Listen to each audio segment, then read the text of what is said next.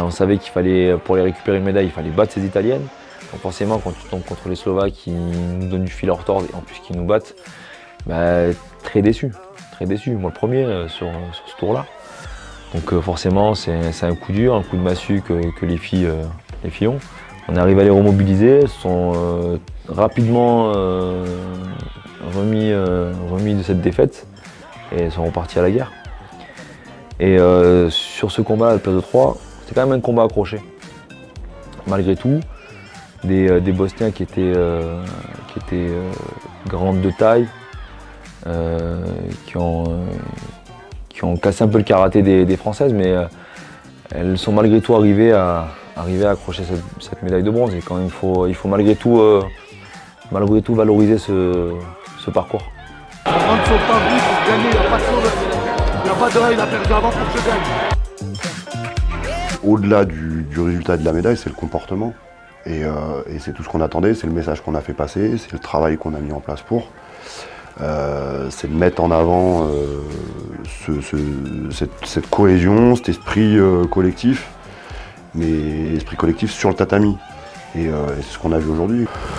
Une équipe, c'est ça. On ne peut pas s'appuyer sur une ou deux personnes et se dire voilà, eux tiennent l'équipe, c'est les plus forts, c'est les meilleurs individuels. Ça marche pas. Ça marche qu'un temps, quoi. Et au bout d'un moment, ça bug. Là, tout le monde s'est mis au diapason, tout le monde a pris ses responsabilités. Et tout le monde s'est mis à 200%. Et voilà, ça a été un peu chacun son tour de briller, de mettre bien les autres, comme on dit. Et une équipe, c'est ça. Une équipe, c'est ça. C'est 7 mecs. Et tout le monde a un rôle à jouer. Et tout le monde a une importance dans l'équipe. Là, ça va être dur, les gars. C'est une équipe très expérimentée, ils sont très malins. Donc c'est des gars qui tournent sur les tatamis depuis très très longtemps, emmenés par Agaïev, donc forcément un chef de file de qualité.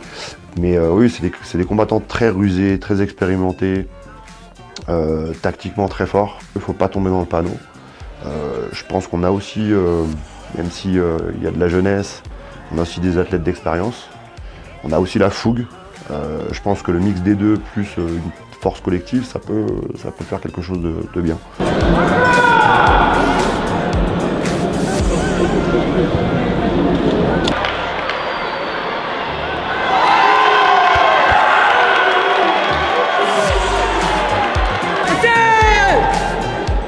D'habitude, quand on entraîne les gens, c'est un petit peu comme, comme quand je pense, on voit ses proches grandir ou ses enfants grandir.